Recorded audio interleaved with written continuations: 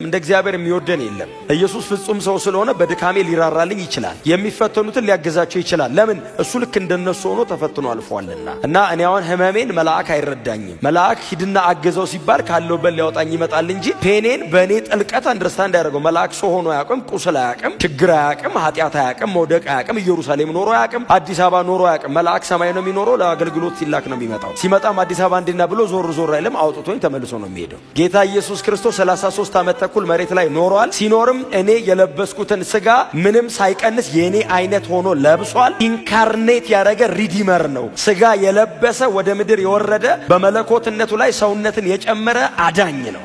ስለዚህ አዲስ አበባ ስራመድ ሲያቅተኝ እኔ ቅፍርናውን በዚህ በኩል አልፍ ያለው እና በዚህ ጋር ይለኛል። ይራራልኝ ይችላል፣ ይራራልኛል።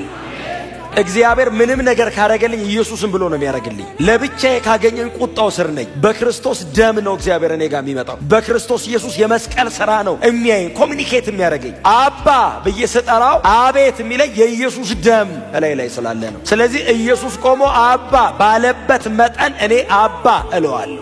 አሁን እዚህ ተሰብስበን አባ ስንለው አሩኝ ብቻ አይደለም የሚለው። አባ አባት ብሎ የሚጮን የልጁን መንፈስ በውስጣችን ላከ። የልጅነት አለ ሮሜ 8፣ የልጁ ገላትያ ምዕራፍ 4፣ የኢየሱስ መንፈስ። ስለዚህ አባ ስለው በክርስቶስ ደም በኩል ልጆቼ ይላል። ከኢየሱስ ውጪ በእግዚአብሔር ጽድቅ ፊት መቆም የሚችል የለም። እንደ እግዚአብሔር የሚወደን የለም። ቅድስናውን ግን መቋቋም ስለማንችል ነው ማንጠጋው። እግዚአብሔር ገዳይ አምላክ አይደለም። ሲጠጋ የምትሞተው አትችሎ ራሱ ተሸፋፍኖ የሚመጣው። ለዛ ነው በጣም ይወደናል፣ አይተወንም፣ ይመጣል። ሲመጣ ግን ግልጥ አይልም። ግልጥ ካለ እንጠፋለን። ስለዚህ ተደብቆ ተራራ ላይ ቁጭ ብሎ ተራራ ላይ እንዳትወጡ ይላል። ትሞታላችሁ፣ አትንኩት፣ እባካችሁ አትንኩት ይላል። አትምጣ እንዳትሉት እፈልጋችኋለሁ ይላል። ግልጥ ብሎ እንዳይጨብጠን ደግሞ እንሞትበታለን። ድብቅብቅ ብሎ ግን ያወራል። በመገናኛ ድንኳን በምን አቆራርጦ የሆነ ነገር ይላል። መሬቱን ያጨሰዋል፣ አለት ይሰነጥቃል፣ ያንቀጠቅጠዋል። ሰው መውደዱ እኮ ነው መሬት መሸከም አቅቷት። ሲናኮ እስካሁን እኮ ወገቡ ጥቁር ነው። እግዚአብሔር ያን የዛሬ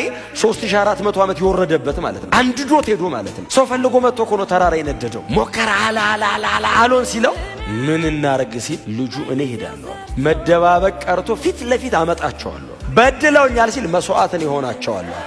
ኃጢአት ሰርቷል፣ እኔ ደሜን አፈሳለሁ። ኢየሱስ ስሙ ብሩክ ይሁን። በእግዚአብሔር አብ ጽድቅ ፊት ለዘላለም ያቆመን ስሙ ብሩክ ይሁን። አድኖን ድናችኋል ከማለት ያልፋል።